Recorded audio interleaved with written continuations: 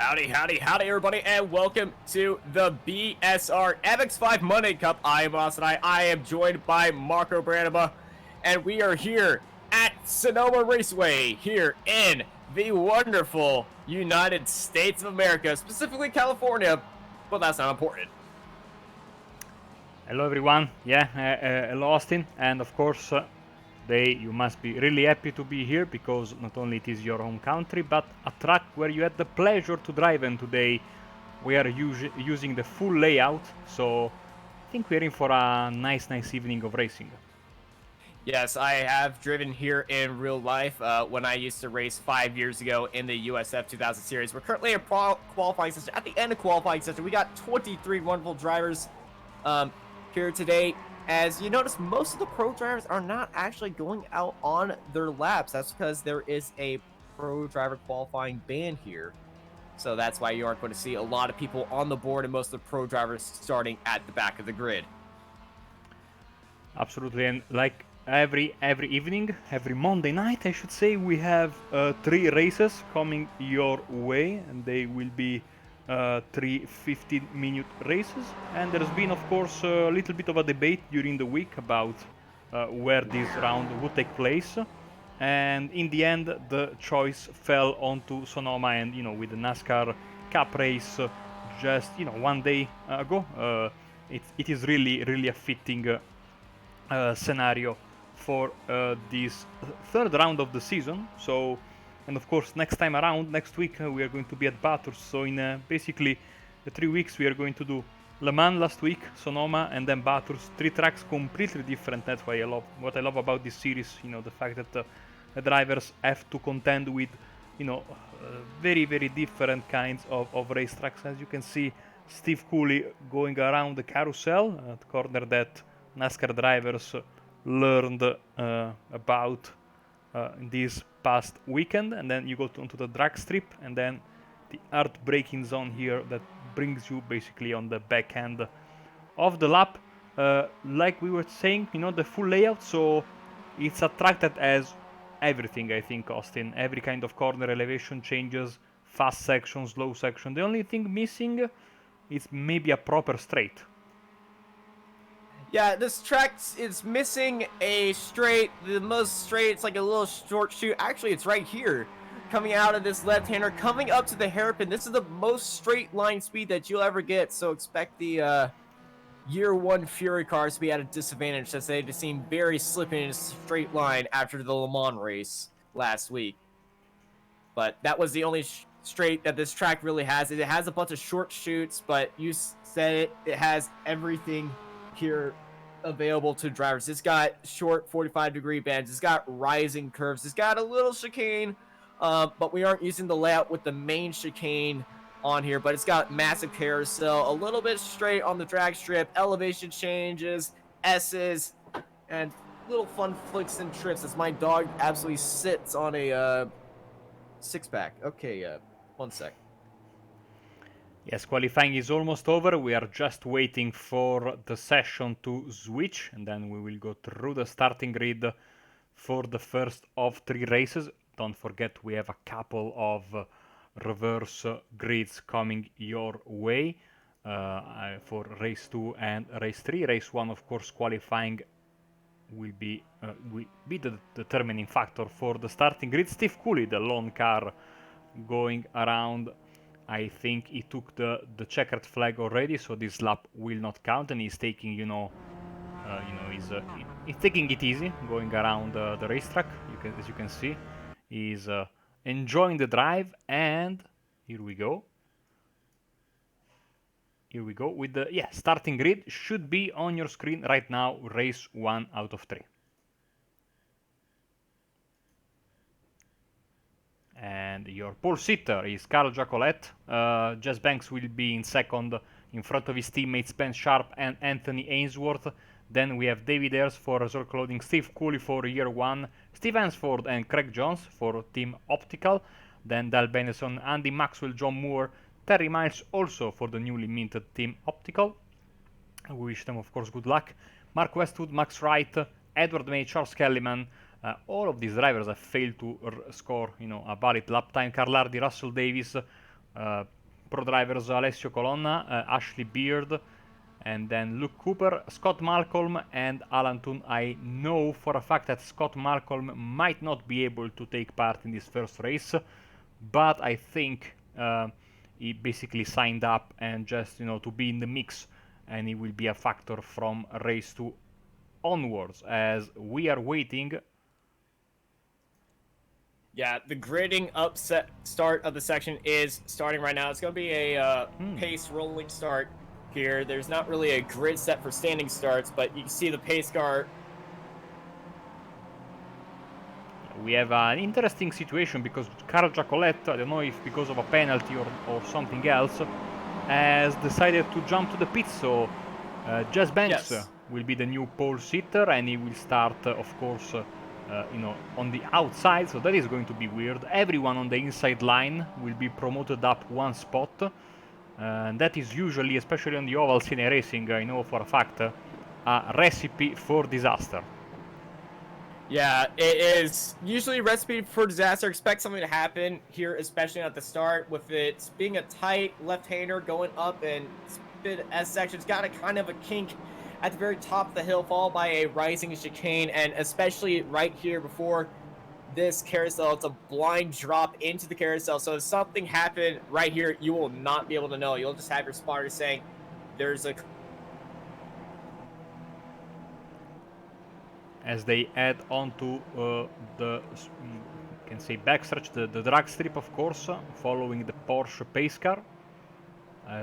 As always, a very, very colorful grid with Fury Sim Sport Academy boys now ruling the field, P1, 2, and 3. David Ayers for Resort Clothing. Let's see Steve Cooley, now the leading Year 1 car, and Team Optical, as you can see, is black and white livery. Steve Hansford is their first driver, and right behind him you can see there is his teammate Craig Jones, and the leader of the OSL HCon racing cars, Andy Maxwell in this unmistakable, I would say, blue/grey livery, which I really, really like.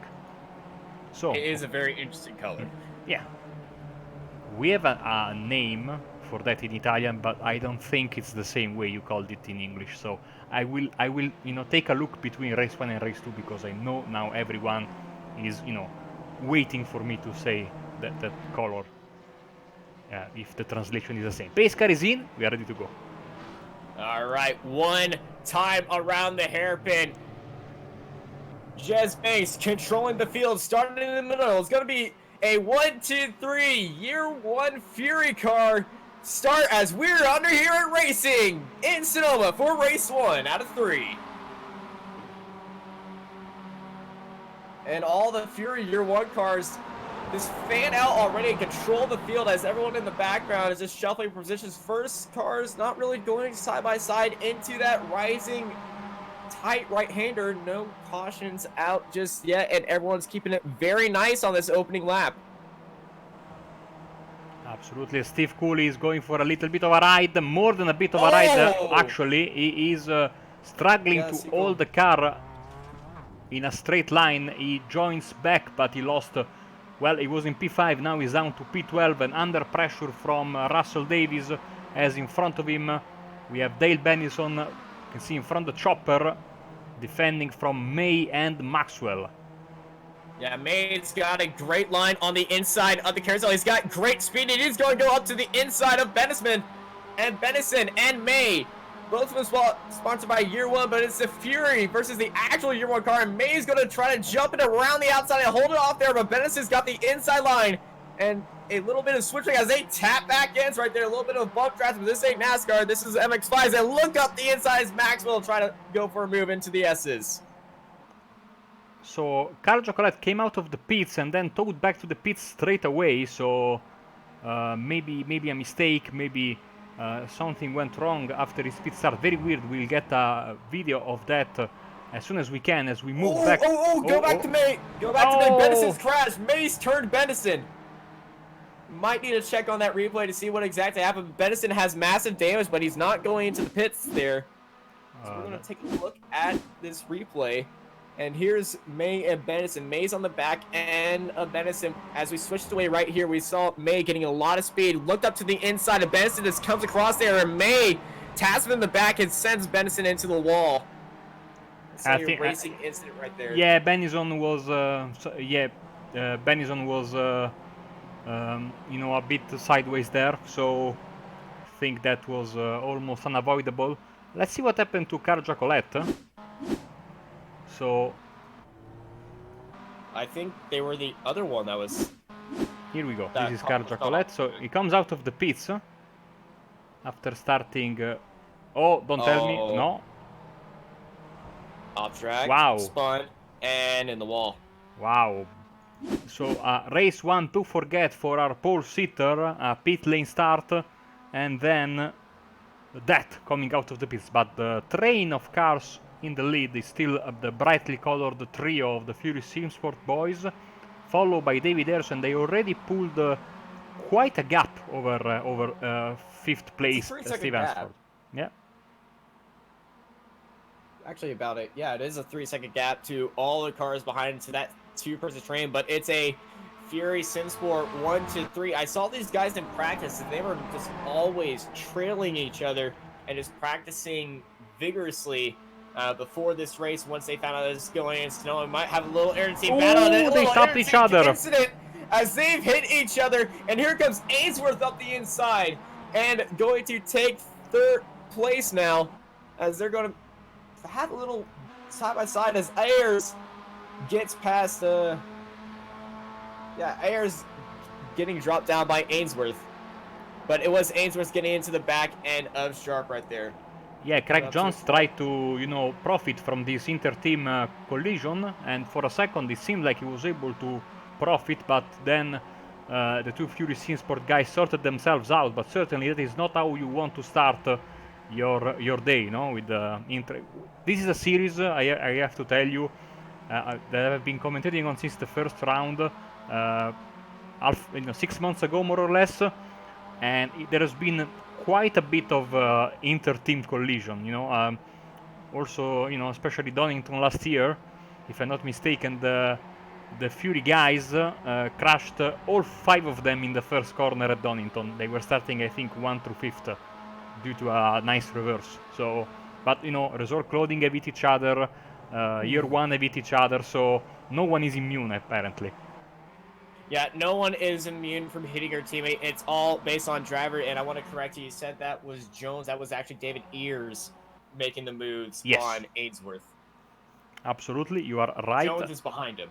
Jones is the leader of the, you know, the drivers that are trying to catch back to this pack, and you can see with Edward Mayans for the these 3 cars basically as we go back there, and we see now David Ayres, going a little bit of cone murderage right there as they're going to the hairpin. No teammate collusion this time as they lead on cleanly for another lap.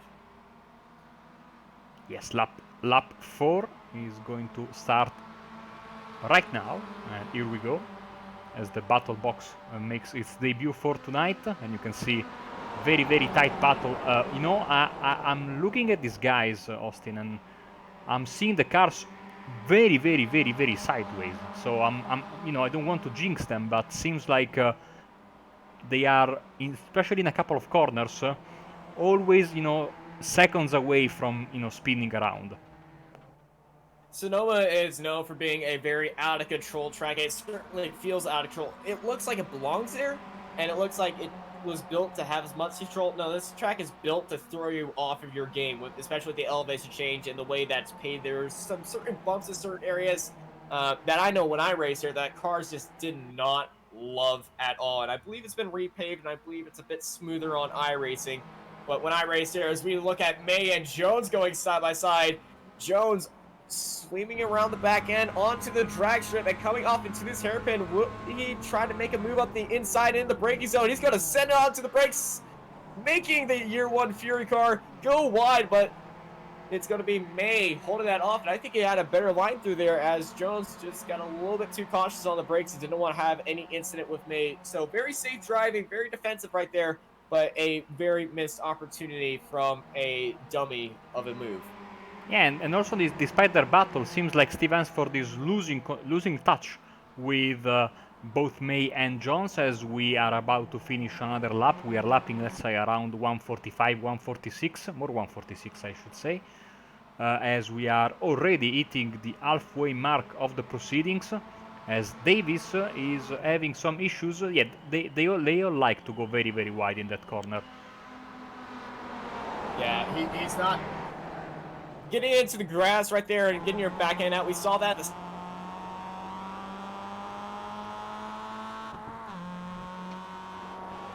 time, especially if cars following him as we're running on the back of Banks, looking at Sharp and Ainsworth this train, and gonna see the small details. The line is a bit of tires being hit up, and Ainsworth's off track, and he rejoins it. He got loose coming out of that rising chicane. Yeah, Right it there. seems like everyone is going wide. Look at that, there is an optical team car also. Craig Jones going so almost like if we had, you know, the squirrel another time. See, everyone is going wide there. I don't know what's going on. Oh, and that is Charles Kellyman into the wall as well. So let's press the rewind button and see what happened. Especially to Anthony Ainsworth, who is It's just a loose part of the track. and you know, all of a sudden, you know, with, you know, almost like, you know, at halfway point of the race, maybe the tires gave up a little bit. So he was very, very lucky, because that could have been a disaster, both for himself and his rivals. Now, of course, he has a lot of catching up to do. As you can see, this you know, cost him, I would say, around 3 seconds more or less. So back to the front, as there's a cone. Oh, there's a cone. I think is going to get stuck, or maybe he got pushed away, because if a cone gets if a cone gets stuck under your car, it's a very significant problem, because especially if it sinks into the track, you know, there's this, you know, little bit of an issue, and it really creates a lot of friction, and your car is not as efficient, especially, you know, there's not a lot of straights, but. So yeah, as you're coming up to this rising section right here, I was gonna say something, but as the track rises, it's a bit off camber. If you hit that curb in the wrong spot, your car is going to fly wide and get into the gravel or the grass, turf, sandy area right there. As you hear a little bit of. Yeah, that was May, I think, going a bit wide, but let's focus on this battle at the front as they go through the carousel once again. And they are Banks is Sharp in controlling this race constantly. We would have wanted to know what Jack Lett would have been, as they're coming back out on track right now. The pole sitter, they probably would have made this race a little bit more interesting right now. But it's currently a Year 1 Fury dominated race as we enter the 10th minute. Yeah, here is Giacoletta, and I don't think, sadly, he will be eligible for a reverse, so he's got a lot of work to do in race 2. Banks and Sharp are trying to pull away from David Ayers. I think that Anthony Ainsworth is almost officially out of the, you know, of the win consideration. He also went a bit wide there, as Russell Davies and Terry Miles are having a nice scrap for P10, and at the moment seems like Davies will be the driver that is going to prevail in this fight. Yeah, Davis looking like he's flying ahead of Miles. That was an optical car, I think. Coming out, yeah, it was coming out of the pits, coming into the pits, actually. The Sonoma has a very weird pit lane. It's got 3 different sections of pits. I got lost in the pit lane when I raced. Well, no shame in that. Once in my very early days on iRacing, I made a mistake in Road Atlanta, and I went straight on in the final corner due to missing the braking marker, basically. You went to the old pit lane. Yeah, and I learned that in iRacing the speed limiter is in effect there as well. So I got a nice penalty for my troubles for speeding in the pits. Yeah, luckily in Sonoma there isn't a secondary pit lane that will get people lost. It's just you can't find your pit stall, as it's around 2 little bends. But Banks and Sharp absolutely leaving David Ayers off behind, and these two are just chilling out in front. We might see a last lap fight between these two, but I must say it's great to come back to lap times that are under 2 minutes. Yes, I agree with you. 5-minute lap times for No, the because past 2 races. the way the 15-minute time limit worked last week, and and the track we were at, basically races were more close to 20 minutes. Yeah, so it was especially tough for these drivers. Now they are back to a format, more familiar to them, as braking guard, another cone gets killed. That's a cone. That's a cone killed, but thankfully it's in a braking zone, so that cone's going to carry momentum and fly into the hairpin tire wall and become a bit more rubber to cushion up it. Everyone misses their braking point there. No, As Craig we got Jones. a spin, that is more. Yeah, that is Craig Jones. I'm sorry. Also, no, you are right, because also Moore went around at the same time. So let's get both replays. So this is Craig Jones. So this right-hander gets onto the curb, flings it in there. The back end kills them right there. Luckily, he didn't hit the inside tire wall, as this is now John Moore.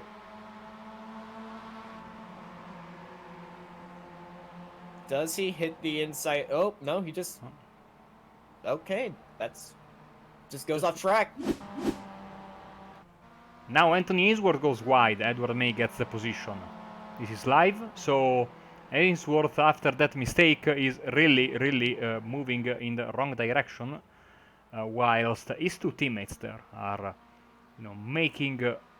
pulling away from Ayers, who is now almost assured to get. Oh, Craig Jones also again into the wall. Same spot. Squirrely corner, that rising thing. It is the easiest spot to take a car sideways. We got a battle for 9 between Wright and Miles. They're going to go side by side into the carousel. Right for obstacle up the inside. He's going to hold that inside line, but look at Miles. He's going to try to hold it right there as Davis going to try to close in, but now the exit into the drag strip. Obstacle has been hit.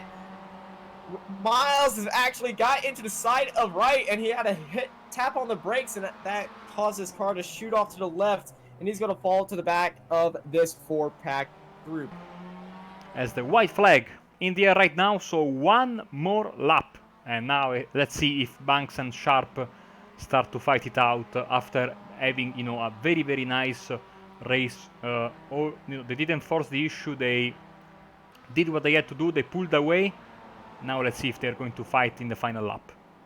Yeah, the gloves are off right now. Let's see if the two teammates are going to give us a little show right now for the end of race 1.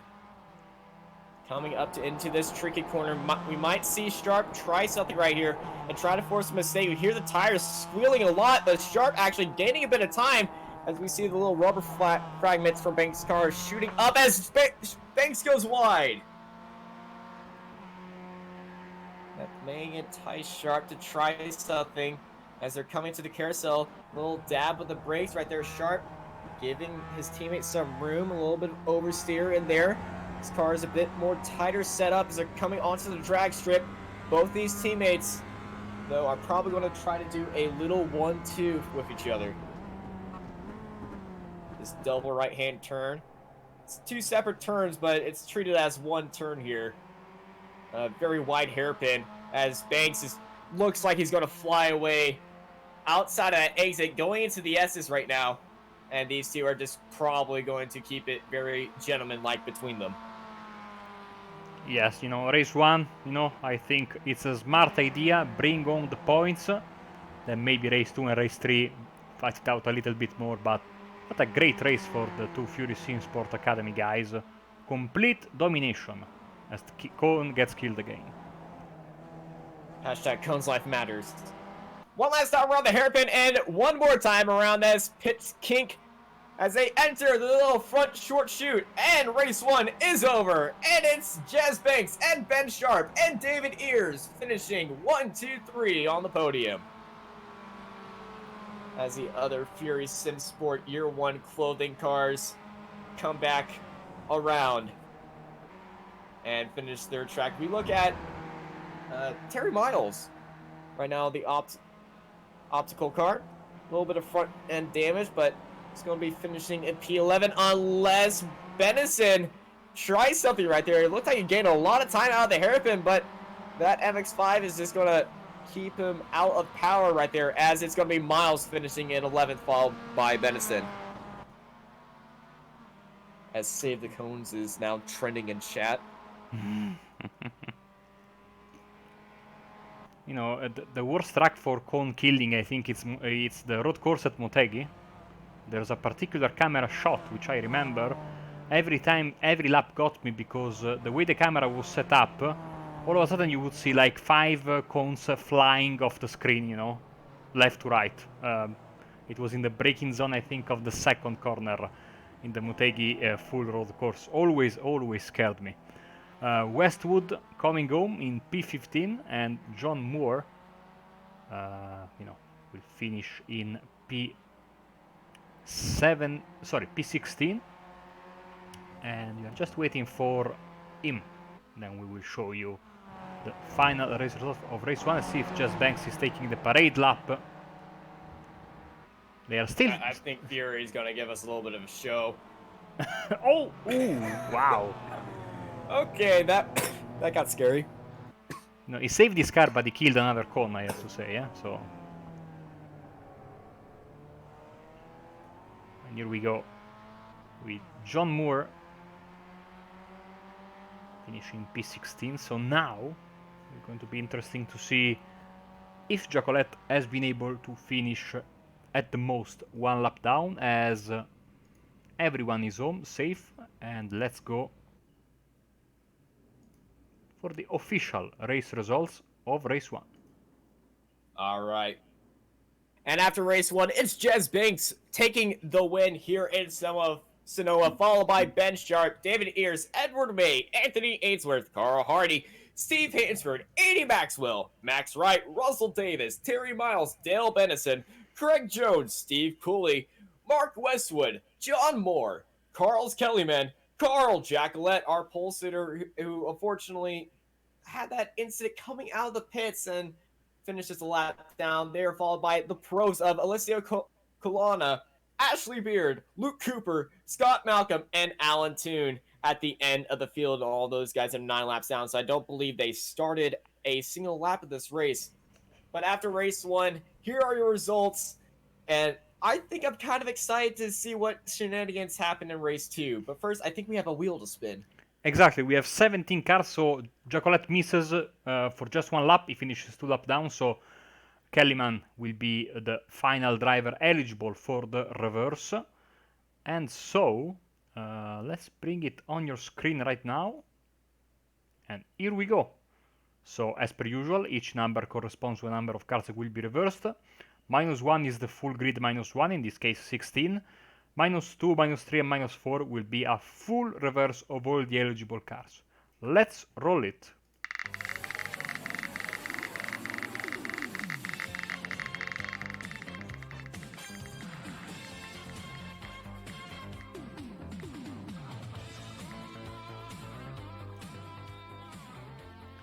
And the reverse wheel says 18. So we have 17 cars available, and this will mean that Charles Kellyman will be your pole. So Carl Jacolette, very, very bad luck. Had he made it through, he would have stayed made in pole, but no, two laps down. So Kellyman, pole sitter, Moore, Westwood, Cooley, and Craig Jones. These will be your top 5 for race 2. And Austin, honestly, I am with you. I cannot wait for this second race. Yeah, all the drivers saying they really enjoyed race 1, except for a few incidents of them going off track. But hey, they enjoyed it. They had a good, fun time. And a track where you can have a good, fun time and a race where you're having a good, fun time is going to give us a good, fun time. Even if it doesn't look like a close race, that race was actually very close between the 2 drivers. And expect to see that happen throughout race 2. And maybe race 3, they're going to go all at it. Very nice. So, yeah, we are going for a bit of a break, but don't go away. We will be back very soon for race 2.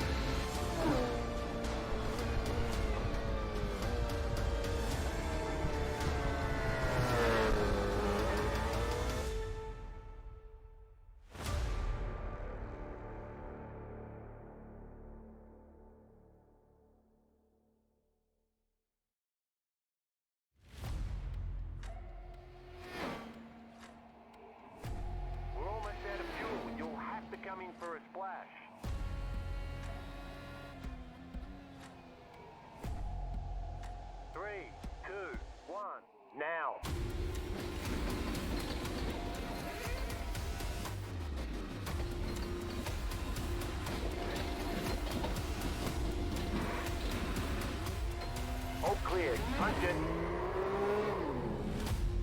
Great job. You did really well.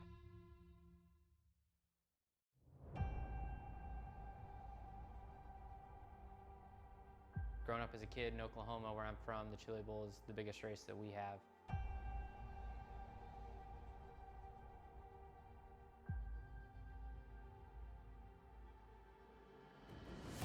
The Chili Bowl has kind of been my favorite race of the year.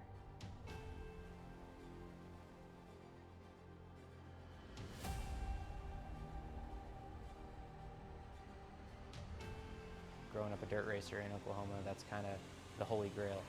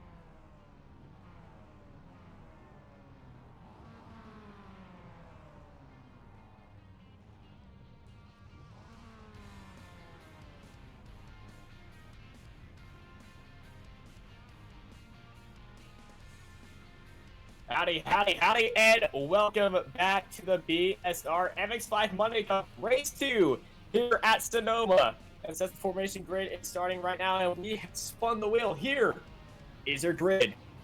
Charles Kellyman starts on pole, followed by John Moore. He's followed by Mark Westwood, Steve Cooley, Craig Jones, Dale Benison, Jerry Miles, Russell Davis, Andy Maxwell, Steve Hansford, Carl Hardy, Anthony Ainsworth, Edward May, David Ears, Ben Sharp, Jez Banks, Carl Jacqueline, Matt,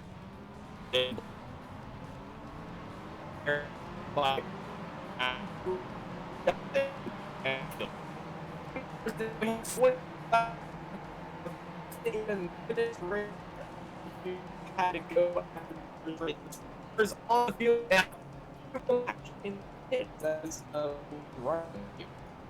As I think we are about to lose Austin due to a massive thunderstorm. He has been replaced temporarily by a robot. We are into the process of pacing, and of course, being the second race, and of course the third race will be the same.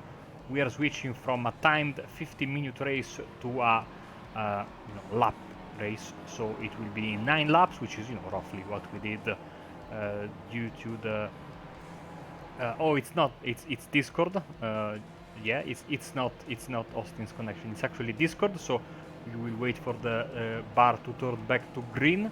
So like I said, this will be roughly the same amount of laps we had in the first race, but this time we have the certainty of doing 9 laps, and that will be that, as the cars are taking the backstretch and back into the second half of the racetrack. Kellyman and Moore are leading the way. Been a little bit of a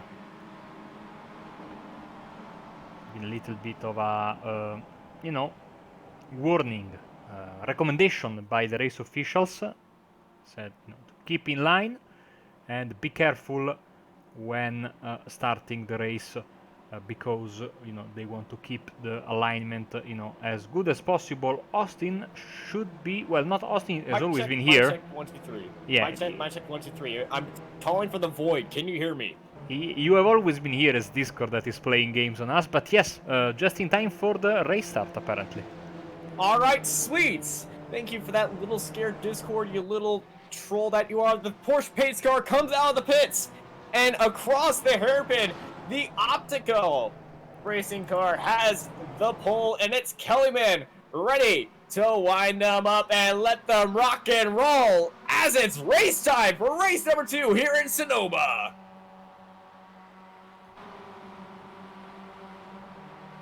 And Moore is actually defending from Westwood right there as we look back into the... Oh, we already got a spinner! That is Benison. No, that's Cooley being spun, and he's in the middle of the track, causing a massive chaotic start, and there was the crash that we saw. Cars all over the place, spinning like...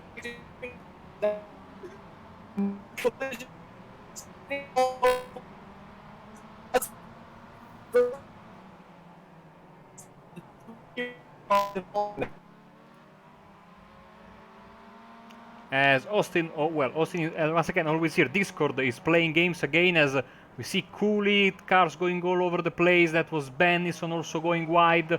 Kellyman, Moore, and Westwood are your top 3, as Davis is also going for a ride at the carousel. So madness, absolute madness to start the race in this second race of the day, as the first lap is about to end with now Kellyman trying to pull away from his 2 rivals, and Craig Jones certainly looking like he could have a good run and maybe challenge for the race win eventually.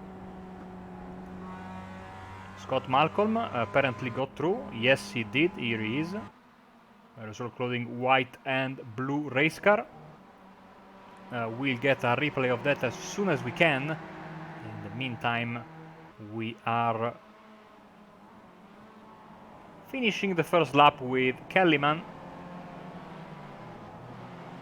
as a mistake from Moore promotes both Westwood and Jones up 1 place. So taking that hairpin a little bit wide has really cost John Moore quite a lot of position, 2 of them to be precise. And Edward May is also coming. Let's get a replay of the race start.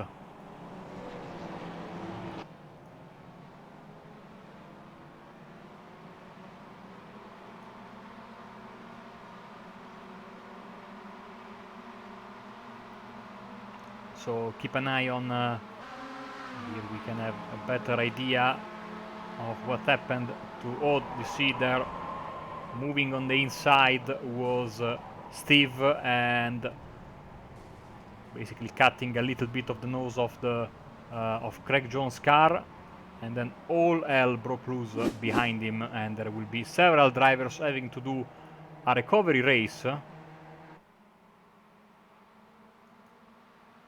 Trying to at least finish 1 lap down or better in order to be eligible for the reverse grid in race 3. So, Kellyman trying to pull away, Westwood, May, Craig Jones hot on his heel, John Moore trying to close the gap, Carl Hardy is also there, and David Ayres also there, Jess Banks, Scott Malcolm, and then the drivers who did not survive or had issues in that first crash. Basically from P10 backwards, everyone was either slowed by the crash, as at the same time we talk, here comes Craig Jones and Westwood. They are going to be side by side, but Westwood cannot get through. Jones keep the position. Behind them, Moore and Hardy side by side going through the start-finish line. Westwood fencing his chances once again. Kellyman gets the fastest lap of the race, immediately beat by May, and then by a 47.5 by Carl Hardy, who is certainly looking good. But look at the train of cars that is trying to get back at the leader as Moore goes for a ride into the daisies, or what's left of the daisies, being that is Sonoma in the summer, so a lot of sand, as Kellyman is very, very wide. Lucky for him, May is not close enough to profit from the mistake, as Ben Sharp also going a bit wide there. John Moore is around. So everything is happening here in this race. Hopefully we can get Austin back. No, we can. We can't. Sadly, his internet went out, as he is in a massive thunderstorm. Unfortunately, we are trying to get Tyler Maxson in. As John Moore is now losing another position, this time to Max Wright, as Carl Hardy in the thick of this battle. David Ayres has joined him, and in front of them Craig Jones trying to attack Edward May. This is the fight for second position, and this is of course helping Kellyman quite a bit, since everyone behind him is basically fighting it out. Some cones getting killed, some contact here, little bit of a bump and run, and Jones moves up into second place. Be careful behind him, too wide going into the kink with Westwood and Hardy.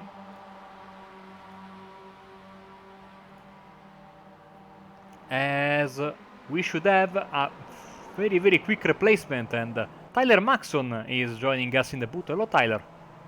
Hello, Marco. Yes, quickly jumping in and just getting everything sorted out as we speak, but I should be ready to go in just a second here.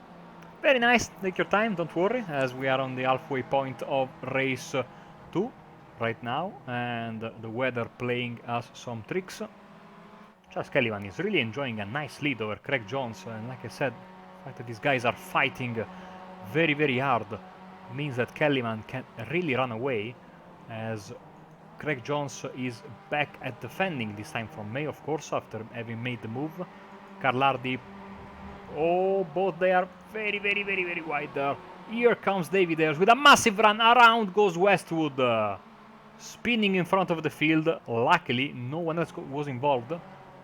So it drops down to 8th place, now down to 9th as Ben Sharp gets past him.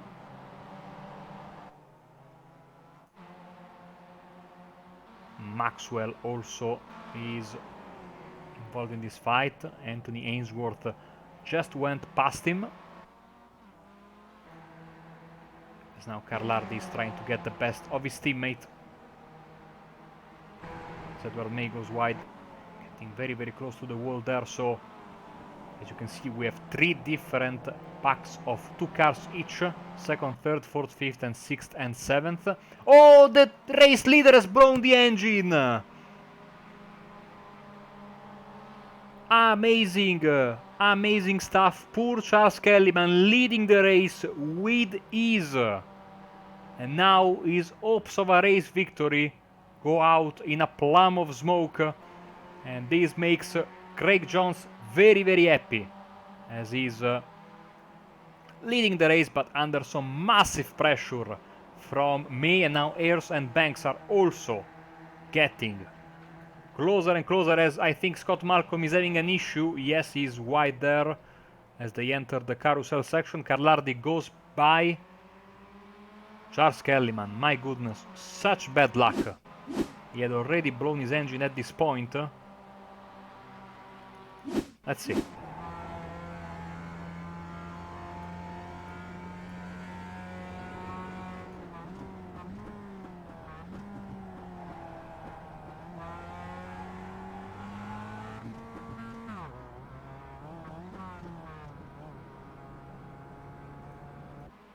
It was weird because we didn't hear the traditional bang associated with the blown engine.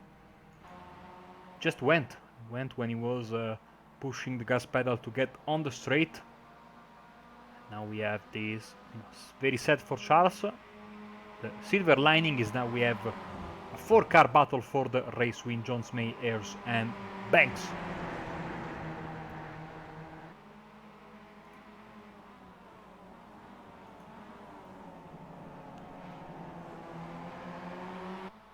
Through the hairpin and starting lap 6 out of 9. The status quo remains the same. As you can see, May and Ayers used a little bit of the runoff area and got away with that. Of course, when you go there, the grip is certainly not ideal.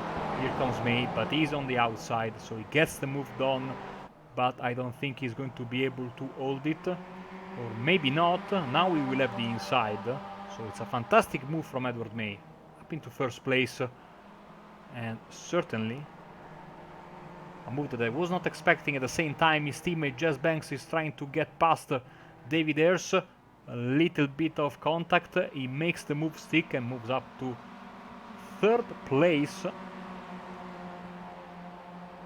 The head for the carousel once again, and back onto the drag strip. So also in the back you can see Max Wright and Russell Davies fighting it out. This is a battle for P12. And due to that crash that we had early, basically apart from this, every other car in the field is a bit away from each other.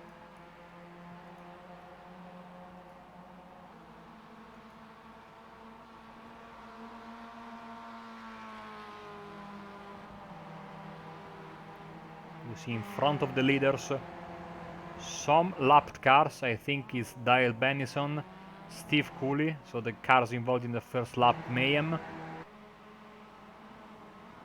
May very aggressive, and at the same time Just Banks hits the rear end of Craig Jones. They go around, and Ayers, Hardy and Malcolm all profit. Scott Malcolm take about 14 positions gained, needing a bit of help there, as Ayers and Hardy are side by side. The Resolve Clothing boys occupying P2, 3 and 4. Catching May is going to be tough in these final 3 laps. So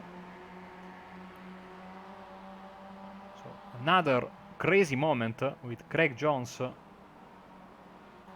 and Ben Sharp getting involved in this collision.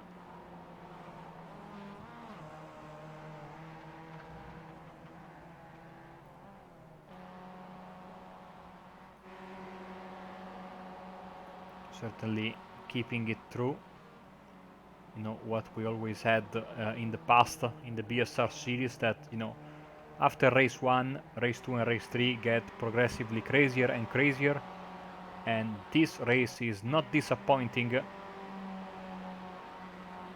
Jess Banks putting the pressure on Craig Jones right now. See the damage on the front end of his car, on the front end of Banks' car.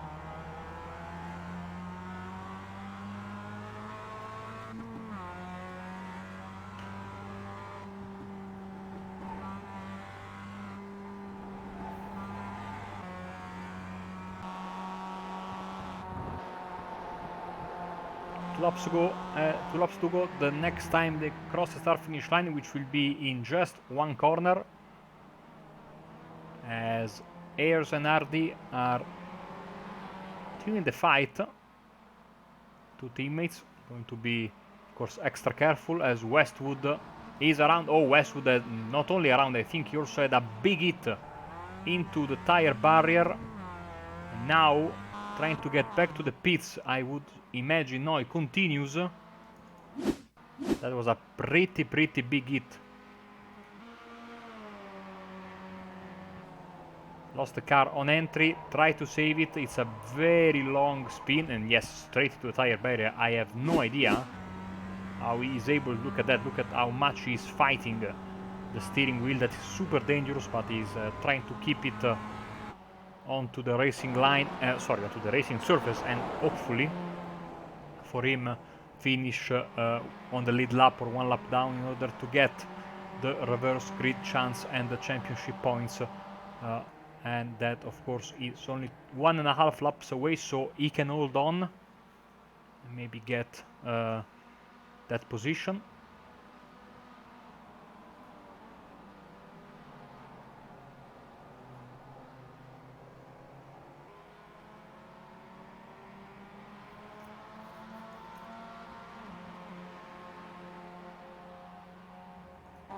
Looking back from David Ayer's car, Carl Hardy making his presence felt.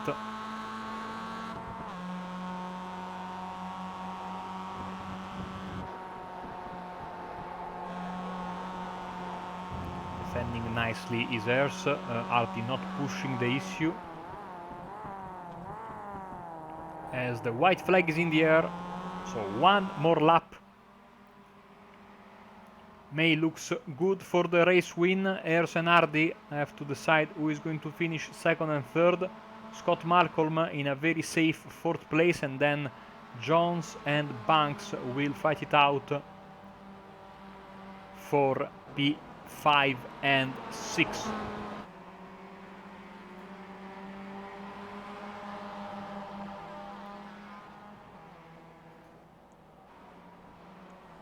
Of course, as the race goes on, the tires really getting worse and worse. So the grip is always at a premium around this racetrack.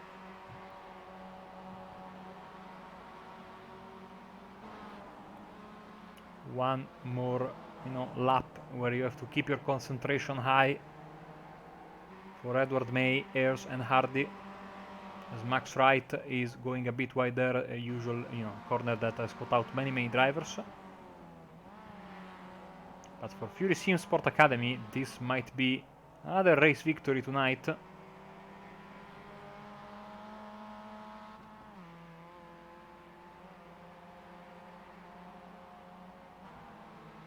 No one will challenge Edward May. Will Hardy challenge David Ayers for second place? We shall know in just a couple of corners as they are heading for the hairpin.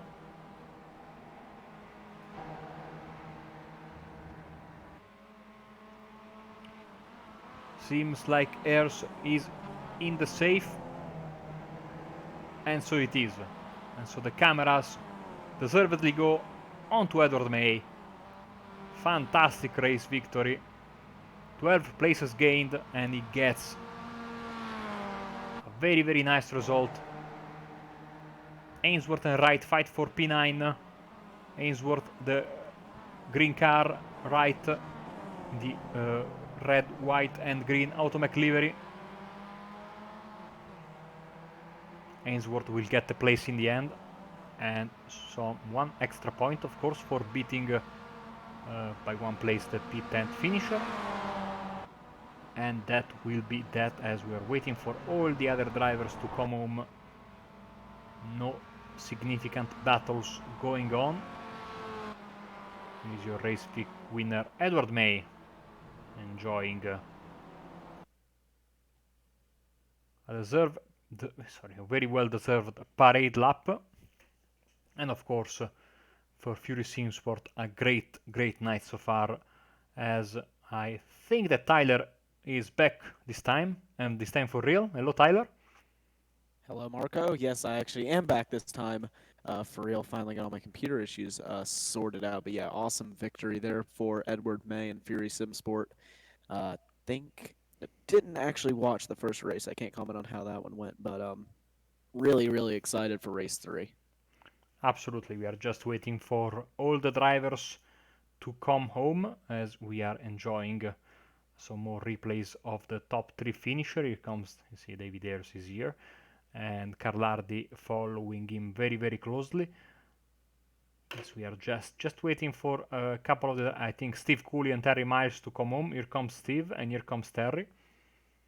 And in a second, we should give you the final race results for race 1. And here we go. So the victory goes to Edward May, and a very well-deserved victory at that. In second place was David Ayers, third Carlardi, fourth Scott Malcolm, all 3 of them for Result Claudine, and Craig Jones, Jess Banks, Ben Sharp, Steve Ansford, Anthony Ainsworth, and Max Wright round up the top 10. Russell Davis, Andy Maxwell, Mark Westwood, Carl Jacolet, John Moore in P15. 16th was Charles Kellyman, Steve Cooley, Terry Miles in P18, Dial Bennison in P19, and Dan Blake did not take the start. So I'd say that we have 19 cars eligible for the reverse grid. So let's bring the wheel on your screens, and here we go. Let's roll it. Of course, we have 18 in the first one.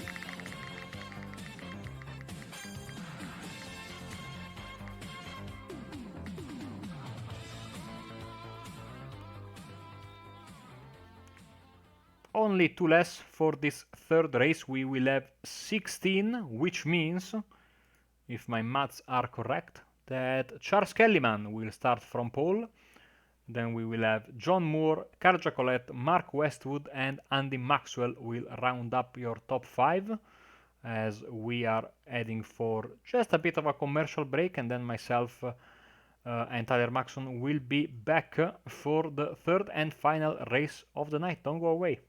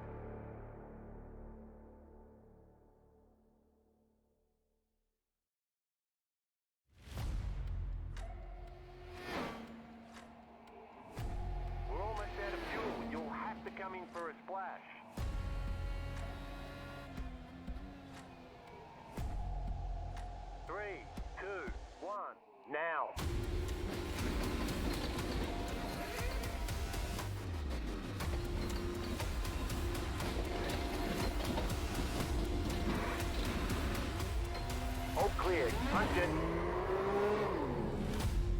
Great job. You did really well.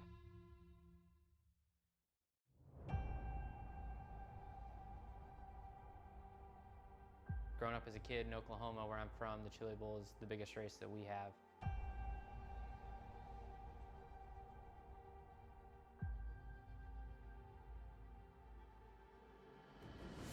The Chili Bowl has kind of been my favorite race of the year.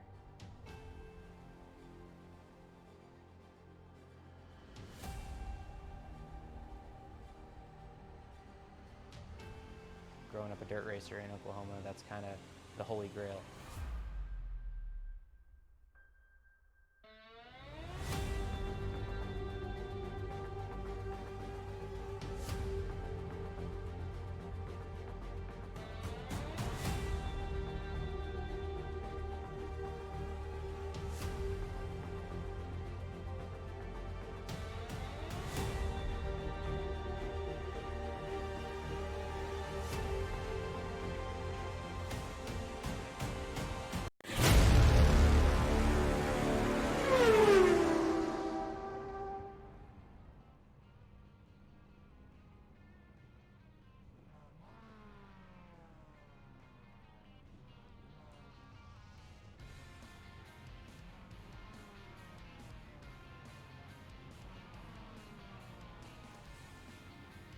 Welcome back to another round, or the final race, sorry, of the night here for the BSR MX5 Monday Cup.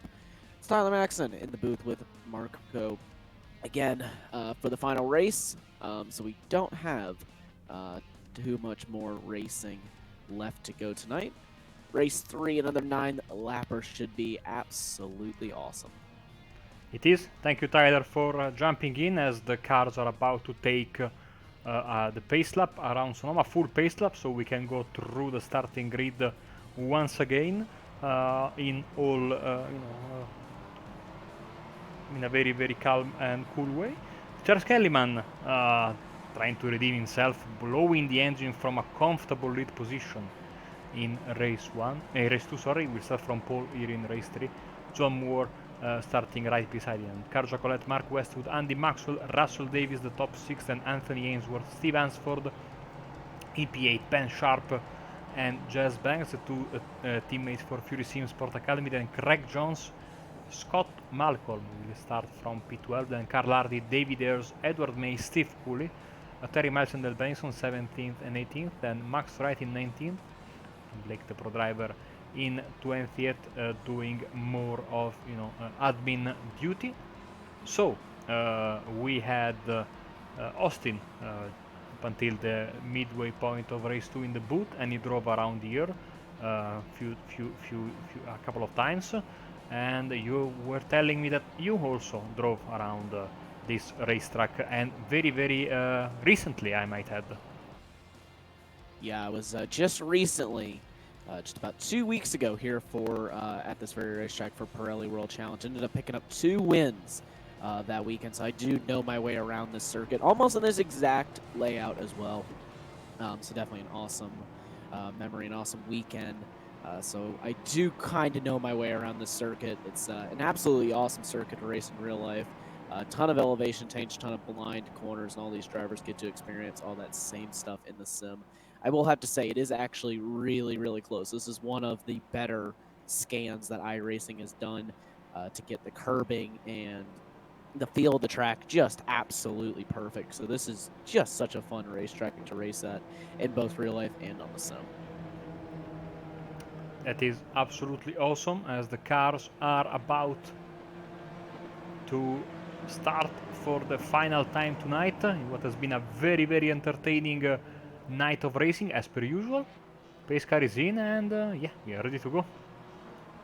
And there we go as we work our way through the final corner.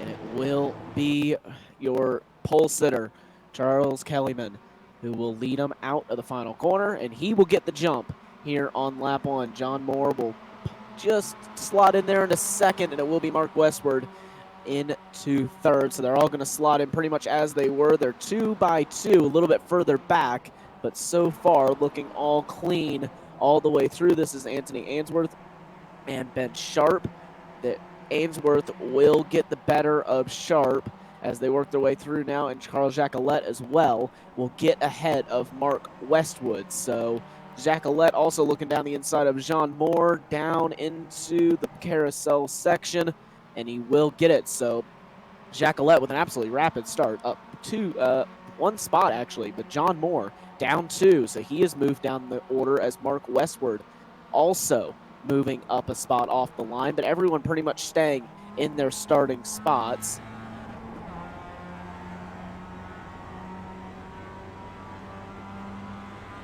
And as they work their way down the hill, Andy Maxwell looking here on John Moore. He's going to send it down the inside, and he's almost going to make it 2 for 1 there, but has to stop the car really, really quickly. Does a great job to avoid him there, but John Moore losing a lot of spots off the start. He is dropping like a rock. Yes, not a good start from John, as now we go into this very, very tricky section with the S's, and many drivers have been caught out, especially by the final corner, this right-hander here, as we have a fight for the race lead side by side for a second, and now once again Kellyman and a very, very on fire Car Jacquelet. Yeah, and Kellyman defending there from Jacquelet. Jacquelet looking really, really racy here at this stage. He's got that car hooked up, and he is really coming now on Charles Kellyman. He's looking all over the place. He's going to try it possibly around the outside. No, he's going to try the inside down in towards turn number 1. That is going to turn to the outside here for turn number 2, but he is going to get it done. He's going to send it into turn 2. He gets that move done, and he is going to be, and they're going to pull single file again going into 3A. But as we head now, we look here at Ben Sharp and Russell Davis. That's a great battle, and that will be Davis who will move up, as also Banks also able to get around, and you can also see there Anthony Ainsworth way off the track. That's going to give John Moore the advantage there, and he's going to move back up and start to make progress on that awful start that he had.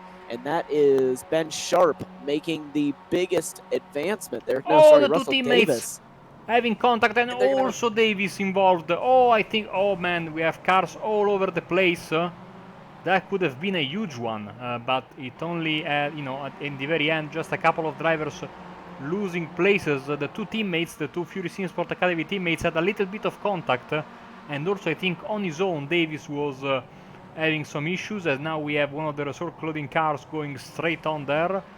That should be David Ayers, and another car is cutting the chicane. That was Craig Jones cutting the corner more than the chicane. So everything happening very, very closely and suddenly as lap 3 is about to start, as Edward May now is going past his teammate Anthony Ainsworth.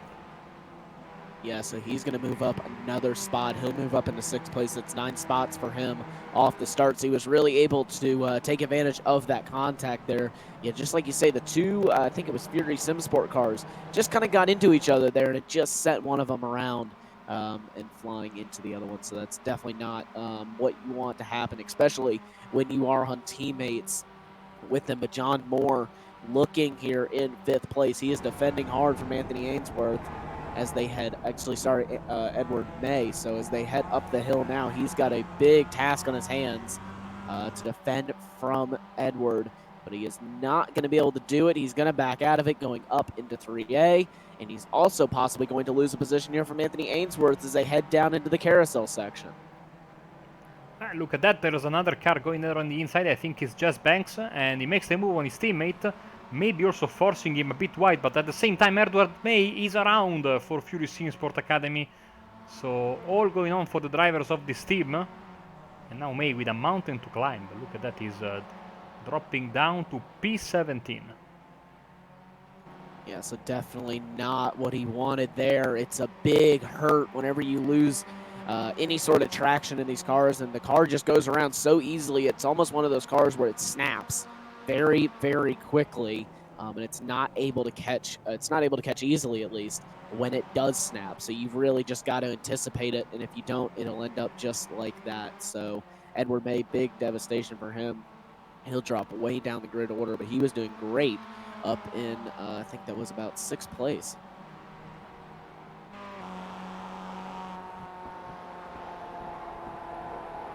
here's another battle. John Moore defending from Jez Banks.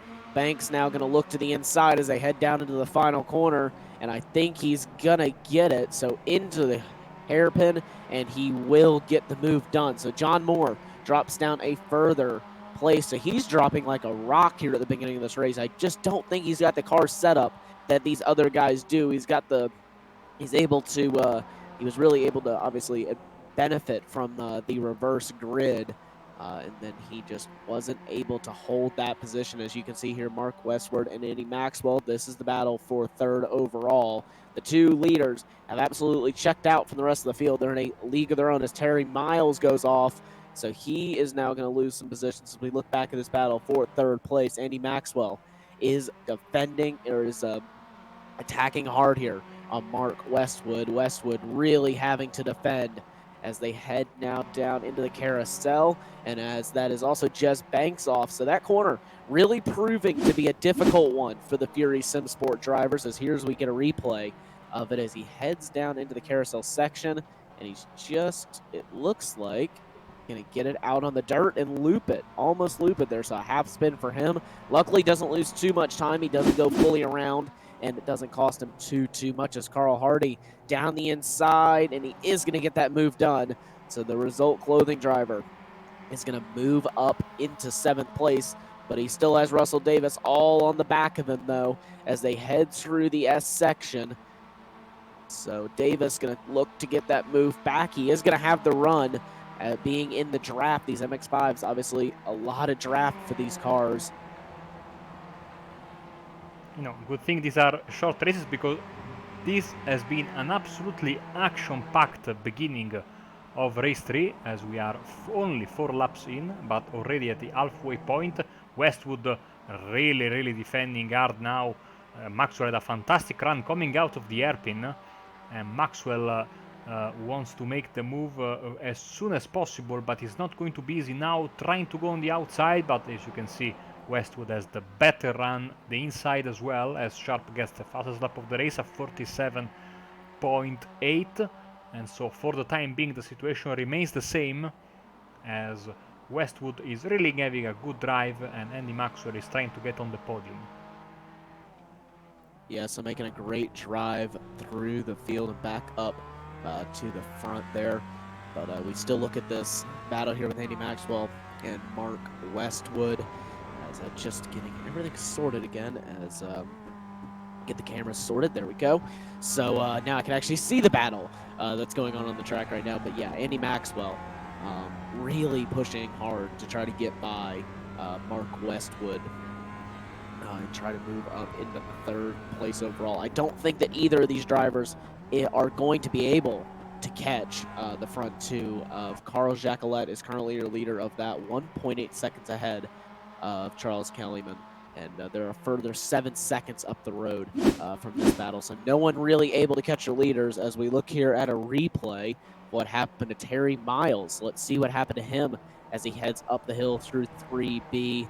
And he's just going to get on that outside curb. It's so slick and straight into the tire barrier. That's a very easy one to do. That curb is really slick, and it's almost off camber a little bit, so it starts to decline as you go further on it. So the further you get, the more grip you lose.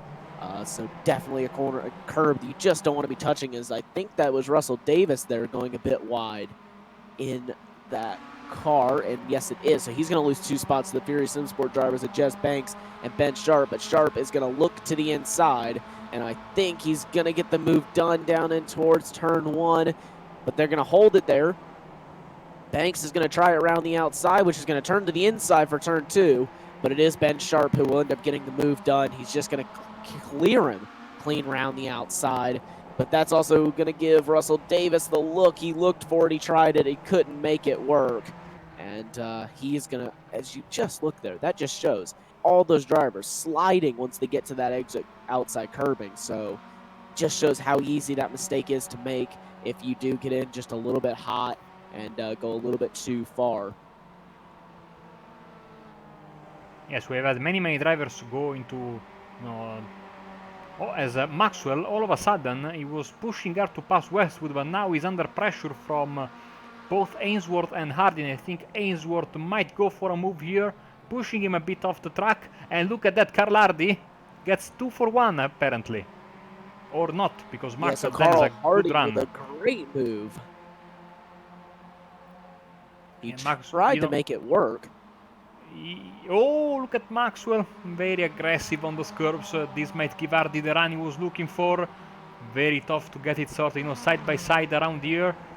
Seems like Hardy will get the better of his rival as they head into the hairpin.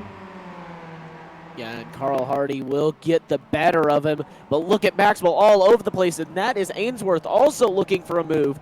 And then that's, I think that's just Banks down the inside of him, and he will make up some spots too. So these Fury Simsport drivers definitely not backing down.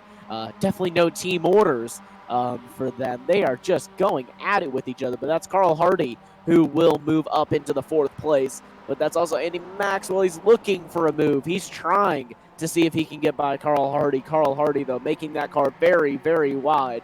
As Ben Sharp looking for a move here on Maxwell. He's going to try it around the outside into 3A. He's going to think better of it as they head up the hill, and he's going to try to get the crossover, and I think he is going to get that done, heading down into the carousel section, but no, they're going to make contact. Nice save. And that is an amazing save by Andy Maxwell. But he is going to lose several positions. Let's see if he has some steering damage. Seems like his car is okay, but certainly, you know, you lose a lot of positions with only a couple of laps left. Not what he was looking for, as this also creates a little bit of separation in the group. But as soon as I say that, mistake from Ainsworth, and Davis is coming back. Yeah, so there is Russell Davis. So he tries it around the outside, but there goes Ainsworth down the inside. And he is going to scare him into a little bit wide, but he is going to get the better run. Davis, better run off the corner. That's also going to give Scott Malcolm a look here on the Fury Simsport driver of Anthony Ainsworth. And he is not going to be able to get that done. So hard to make a pass through that section, as it's just such a fast and flowing section, and the curbs are just so big. It's pretty much a one-way section through there. Not really a section that you see many drivers going 2 or even 3 wide through. It's definitely something that's really, really difficult to do and also cost you a lot of time. As there he goes, Ainsworth down the inside. He's going to try it. He isn't going to make the move, though. He is going to get on the brakes and just barely avoid Russell Davis, who is currently chasing down Carl Hardy, who is currently in the 5th spot. Ben Sharp, though, has gotten to the lead of that train, and he is starting to pull away there and chase down Mark Westwood. So Davis here defending from Ainsworth. Ainsworth doing an Davis, doing an amazing job to defend. He's making that car very, very wide as it up the hill. But Ben Sharp on the move as he works his way through 3A. And he's going to look here on a move. No, on Mark Westwood. Westwood defends that one beautifully, gets the car stopped, and he just parks it there in the middle of the corner. Exactly what you should be doing if you're defending from a guy like Ben Sharp. But Ben Sharp looking around the outside. He can't get the move done. And he is still just going to be held up here behind Westwood. But that's also just going to give Carl Hardy the chance to close that gap. So he's closed down 2-3 tenths just in that first sector. So Westwood defending so hard that he's costing both of these drivers time.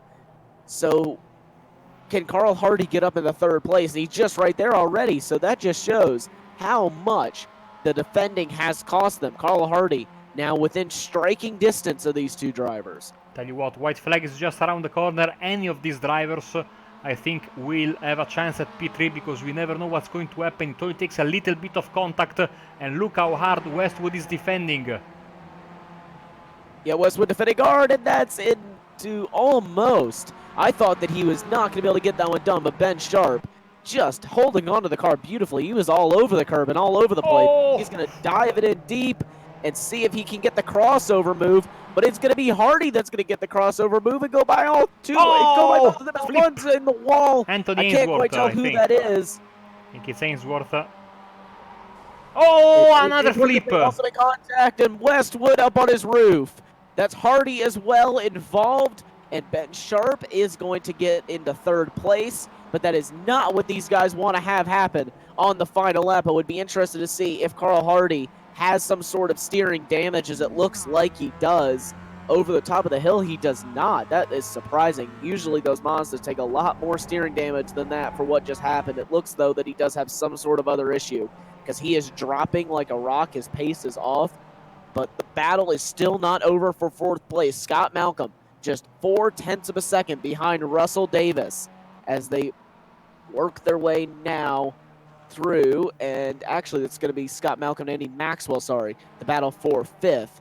So there they go, working their way through the carousel, and this is the last lap. Anything goes. So Maxwell is going to be pushing absolutely insanely hard to try to get by Scott Malcolm and get those crucial championship points here for race 3. Had some issues early on, but Max right down the inside of David Ayers, and they're going to go wheel to wheel through the hairpin, and they're going to pull back in line, it looks like. So Wright is going to concede the position to Ayers and going to try him into the final corner. But Carl Jacqueline, he's driven an amazing race, and he's going to come through the final kink to take the win here in race 3 in Sonoma. Charles Kellyman is going to come home in third, but this battle's still not over, though.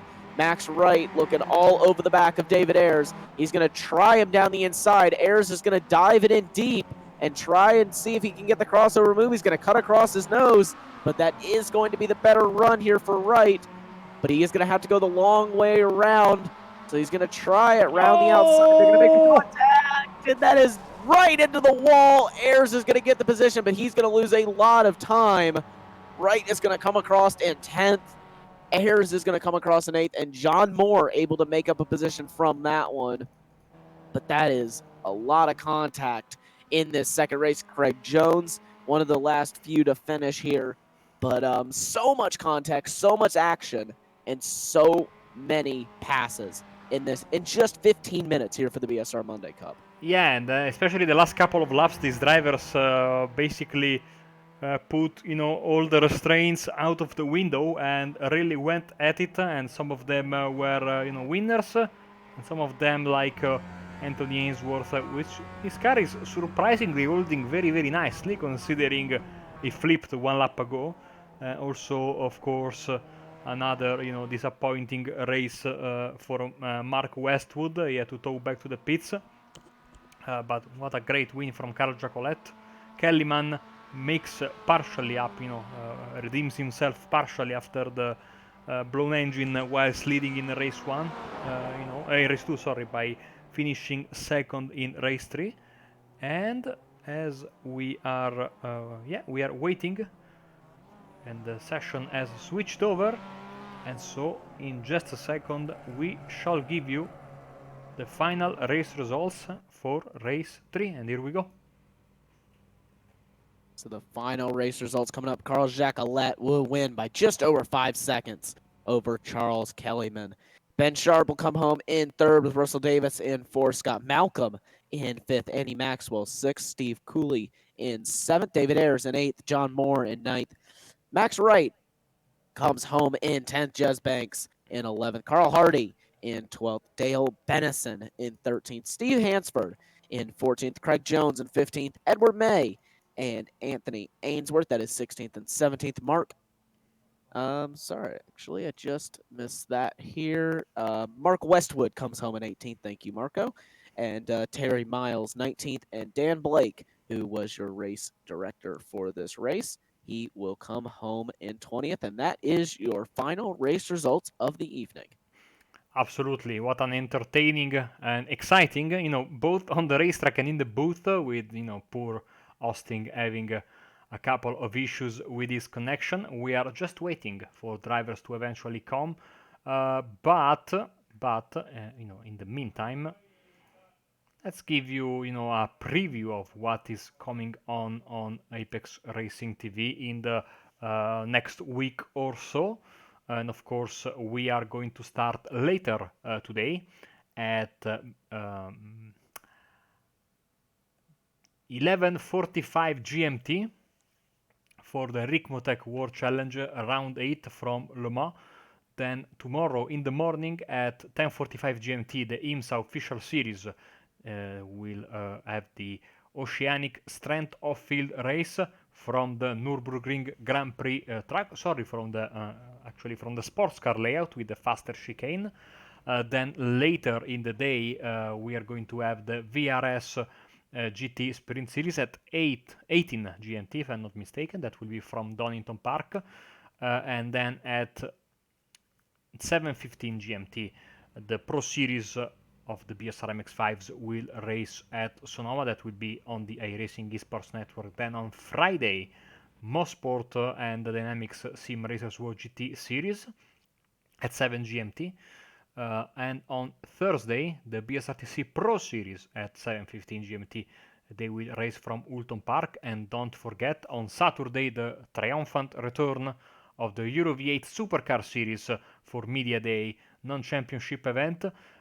3 races live from Seebrugge International Raceway, and then back on Monday night, 7:15 GMT, round 4. That will be from Mount Panorama. And so here we have with a few drivers. So let's start with the winner of race 2.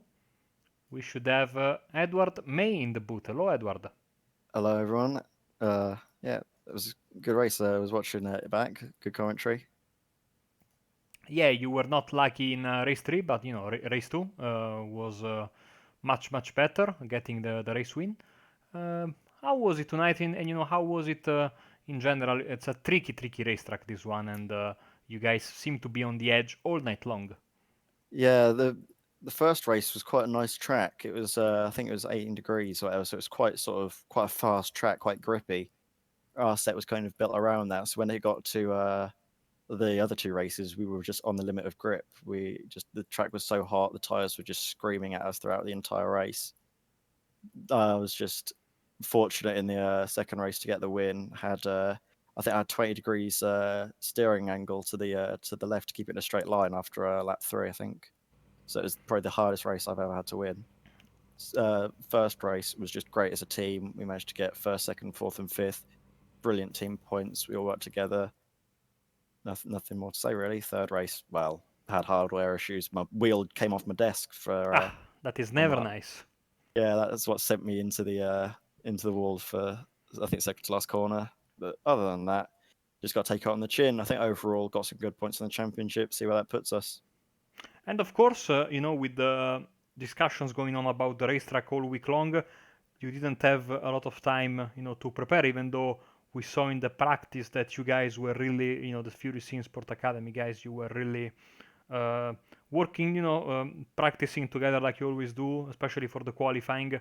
And really, you guys seem to be, from a setup perspective, very good, and maybe even a little bit ahead of the other teams. But once again, the question is, with how did it change the preparation for this race? With the fact that you didn't have the usual knowing in advance where you were going to race. Well, I've got to say, you just outlined it perfectly. That we've got such a good unit. We've got such a good sort of driving force behind the team, so that we can just get our heads down in practice. Even if we don't have much time to prepare, we can get the preparation done, get the most out of the practice sessions. And as you can see in practice sessions, we were, I think, fastest AM guys. It was just really good. It's so just a credit to how good everyone is in the team, how driven we are, how much we want to succeed, and we push each other to succeed as well. It's not just every man for himself. We're all working together, trying to get each other up. That's why we were all so closely together up at the front, because we work together and try and get everyone forward, which is why I think Fury Sim Sport is just such a successful team at the moment in BSR, getting plenty of race wins. And one more question, of course. Next week will be Mount Panorama, so completely different, change of scenario completely. How are you looking forward to that one? See, that one should be all right. When it comes to Mount Panorama, when I do stuff in GT3s, I just can't get a feel for it. But MX5s, I seem to do quite well. I think I did some advanced masters last season and got from I think 20th on the grid up to 3rd. So anything can happen around that track. It's just going to be a matter of survival. Walls are very close. You're going to be pushing 100% up and down the hill. It's going to be very good, close racing. Thank you very much, Edward. Before we let you go, anyone you'd like to thank? Yeah. Well, mainly I'd like to thank sponsors Year One, Custom Flip Flop Designs. Can't say anything bad about them really. We wouldn't put the sponsorship on the car if we didn't like what they were selling. So yeah, everyone at Year One as well. We know some of the guys who own it, and brilliant guys. Can't say anything bad about them. Obviously, got to thank everyone in the team: Anthony, Ben, Jez. We've had Dan Blake as well, sort of in the background when we've been practicing, just helping us out. We've got everyone just gets together in the Discord, and it's just a really positive atmosphere. So we've got can't thank them all individually, obviously, but it's just so great. Thank you very much, Edward. Once again, congratulations for the race win, and we'll catch you next week then. Thank you very much. That was race 2 winner, Edward May. Now, Tyler, I think he's standing by with race 3 winner, Carl Jacolette. Good So evening. Carl Jacolette, your winner here from race 3. Great job in the final race. You had an absolutely commanding lead, 12 seconds then at the end. Tell us about that race, because that was a little bit of an interesting one. Well, the start was quite good. I enjoyed the pass around the outside on turn 2. That was very enjoyable.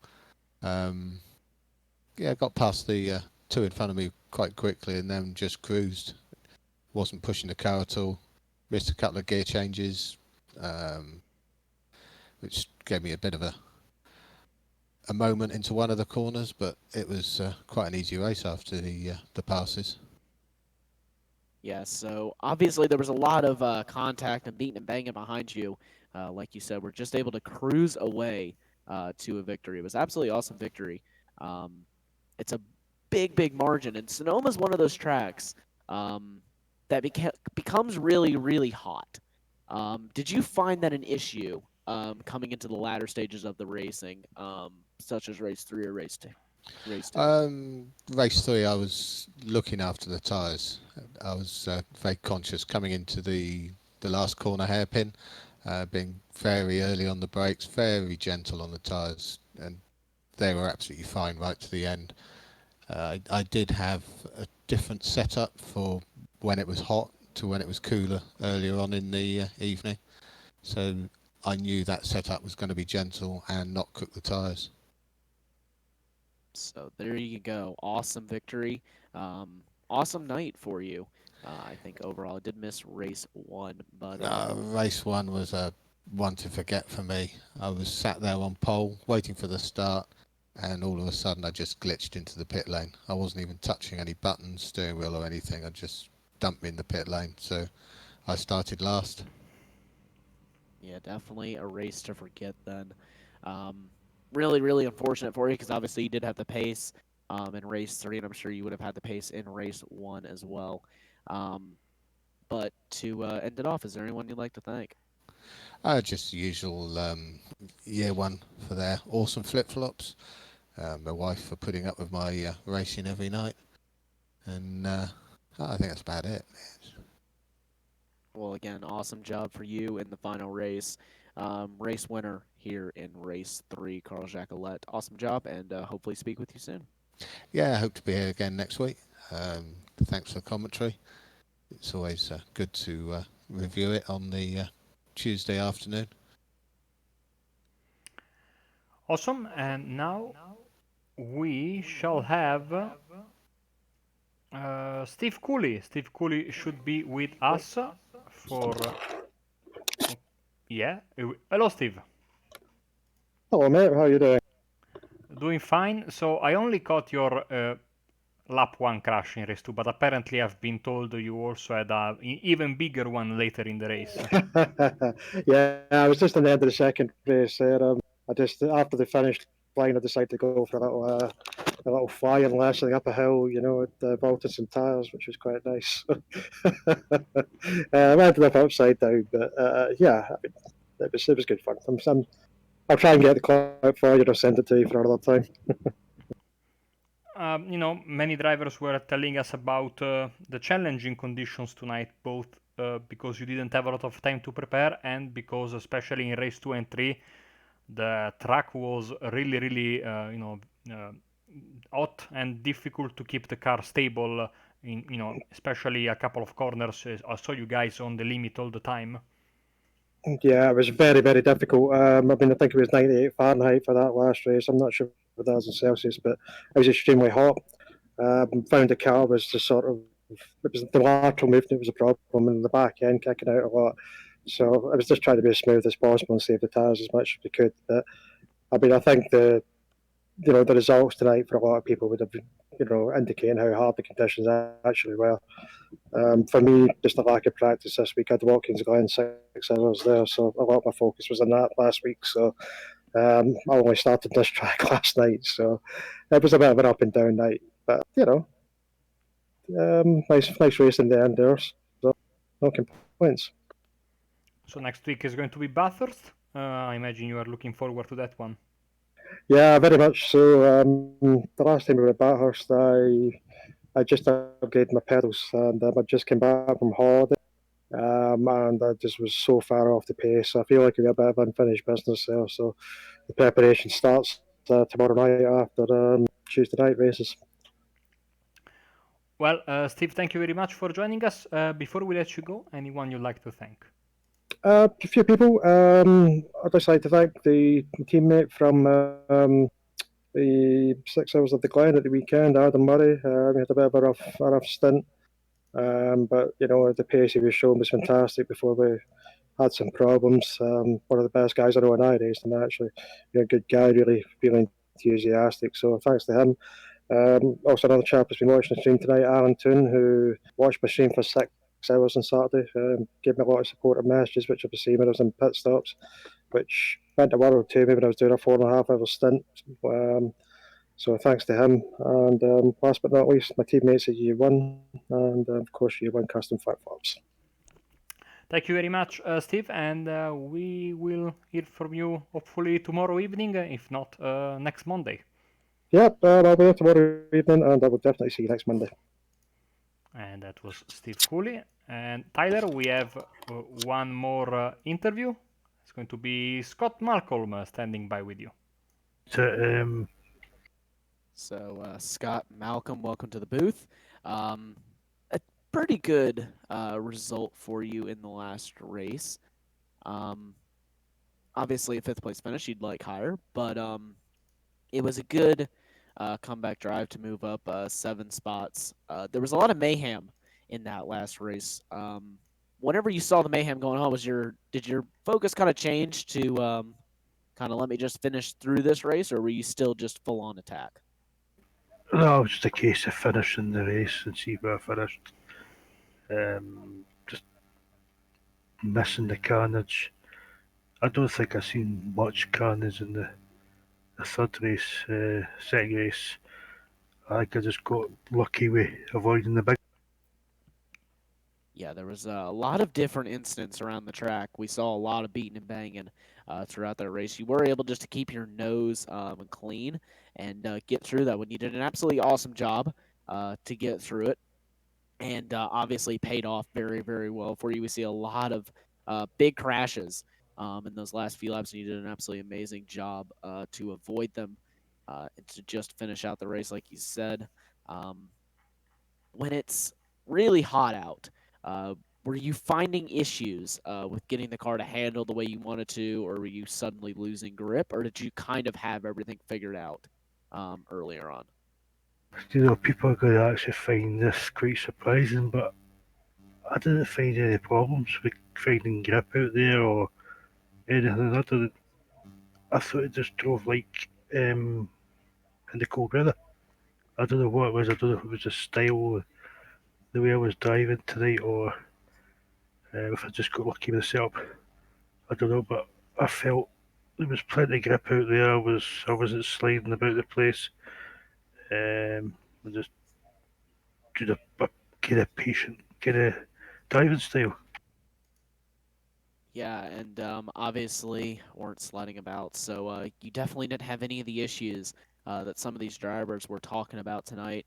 Awesome result from me in the final race. Kind of missed all of race 1 and most of race 2, so I can't quite comment on how those went for you. But is there anyone that you'd like to thank tonight? Just yourself and Marco and Apex for putting on the broadcasts and Result Clothing and everybody else that runs the series and all the drivers. Well, awesome job from you. Congratulations on the 5th place finish here tonight. And Marco, I think that is going to wrap up our interviews tonight. Absolutely. And we are about to call it a day. Thank you very much, Tyler, for jumping in for tonight. And of course, I think tomorrow you will do the VRS sprint stream as per usual, no?